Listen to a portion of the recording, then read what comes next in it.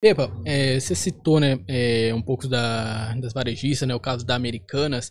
É, nessa questão, você acha que tem outra empresa aí que pode chegar a acontecer alguma coisa assim como Americanas, mas não uma fraude, mas chegar a entrar em recuperação ali judicial, próximo de quebrar? O que já existe são movimentos de diversas empresas procurando empresas especializadas na renegociação de dívidas, né? Então, você tem empresas que fazem disso a sua especialidade, né? Sentar com os seus clientes, ver o que eles estão dispostos a fazer, quais são os seus limites, pegam essa missão e vão ao sistema bancário renegociar todas as dívidas. Essa é a primeira medida antes da recuperação judicial. Tem muitas empresas que fizeram isso já. As próprias empresas de aviação, tem uma distribuidora de energia do Rio de Janeiro, você tem empresas de varejo, você tem laboratório, você tem várias empresas que estão fazendo isso, porque de fato você está num momento de economia mais lenta, então a receita das empresas caiu, o endividamento delas era grande.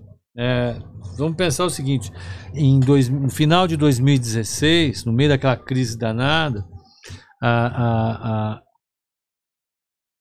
os bancos tinham dado empréstimos para empresas no valor de 700 bilhões de reais.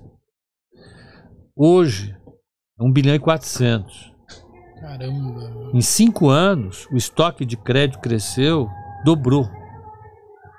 Por quê? Porque as empresas, elas estavam um pouco endividadas por causa da crise anterior, crise da Dilma, que derrubou o PIB 8%.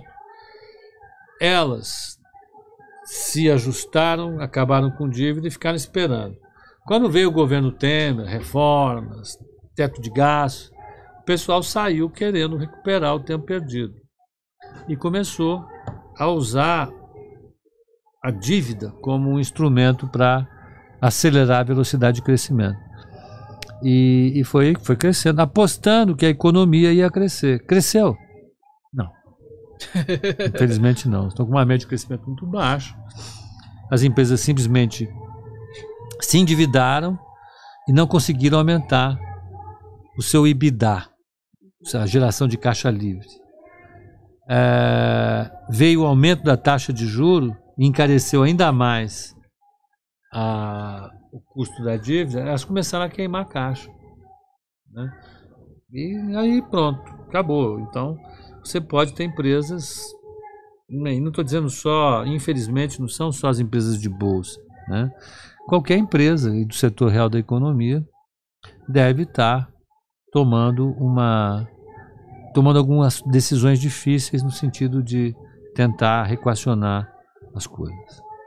Essa briga aí de taxa de juros, né, abaixa, não abaixa, Lula versus Banco Central, quem estaria certo, né? A taxa de juros realmente tem que ficar nisso, ou realmente tem que abaixar para que empresas, por exemplo, a Marisa também, né, tá quase entrando em recuperação judicial, né?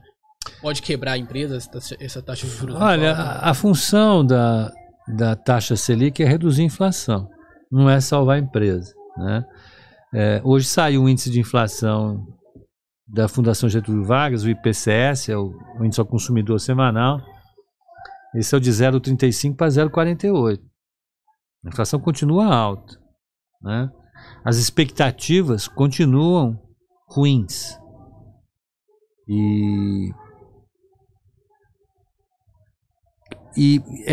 você pode até pensar, eu acho que é correto pensar que a taxa de juros está muito alta, porque de fato ela está muito alta. Agora, há maneiras de abaixar a taxa de juros e há maneiras de comunicar isso, né? Você não vai baixar a taxa de juros apenas porque o presidente precisa que a taxa de desemprego caia e ele fique bem com seus eleitores, né? Você vai baixar a taxa de juros porque a inflação está caindo e é seguro baixar a taxa de juros.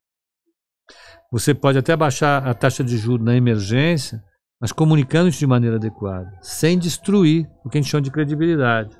Eu acho que a discussão está sendo feita de maneira muito mal endereçada, né? Eu acho que é um momento delicado da economia. o presidente expõe o Banco Central a um conflito absolutamente danoso para a política monetária, para a instituição do Banco Central, e custa caro para a sociedade. Talvez o mais correto seria fazer o redesenho do arcabouço fiscal, entregá-lo, sinalizar com a reforma tributária, abrir espaço para o Banco Central baixar a taxa de juros e, mais importante, permitir que a taxa longa caísse. Que o Banco Central controla a taxa Selic. Se o governo entrega alguma sinalização positiva no campo fiscal, a taxa mais longa cai. Como está caindo? Caiu hoje, porque o mercado está esperando que seja sinalizado hoje o arcabouço fiscal. Então eu acho que é uma discussão desnecessária. O último presidente que eu vi fazendo isso foi o presidente Trump. Era um verdadeiro troglodita do ponto de vista da política. Brigar com o banqueiro central não é uma coisa positiva. Todos os exemplos que nós tivemos isso ao longo da história foram muito ruins. E aí ele briga, né, com o Banco Central e a taxa de juros sobe a de longo prazo, justamente por conta gera mais rentabilidade, né? Exatamente. E assim, falando agora de ações de dividendos, né? Quais seriam assim, os melhores setores hoje na sua visão para a galera que quer focar em dividendos, receber dividendos? Olha, as empresas que pagam dividendos bons são os grandes bancos, são as grandes geradoras e distribuidoras de energia, tem caixa, estão sempre devolvendo dinheiro para os acionistas, e essas são as maiores distribuidoras de dividendos, entendeu? Não tem nada parecido com elas. Depois você tem as empresas de telecom, as grandes.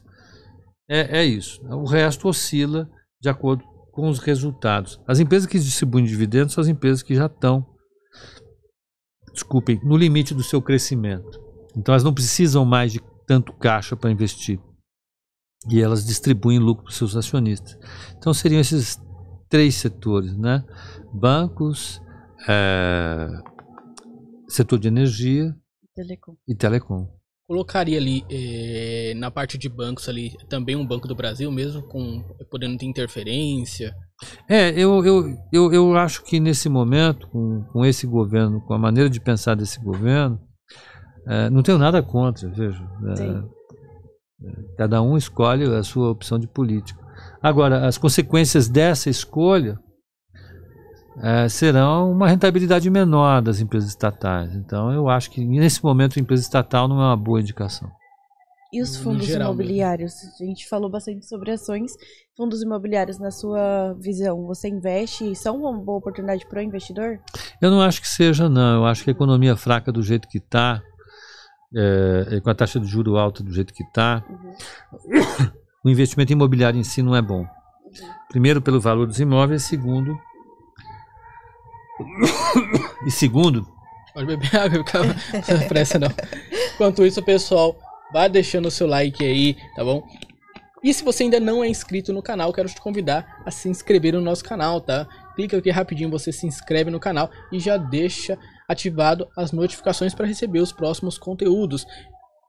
Pepa, caso você precise encerrar, dá um toque aí. Que tá... Eu ia falar isso agora. Tá bom. Com algum compromisso, não fica aí. Tá bom. A gente atrasou também por conta da chuva, né? Então. Chuva, né? Mal atrasado que fui eu.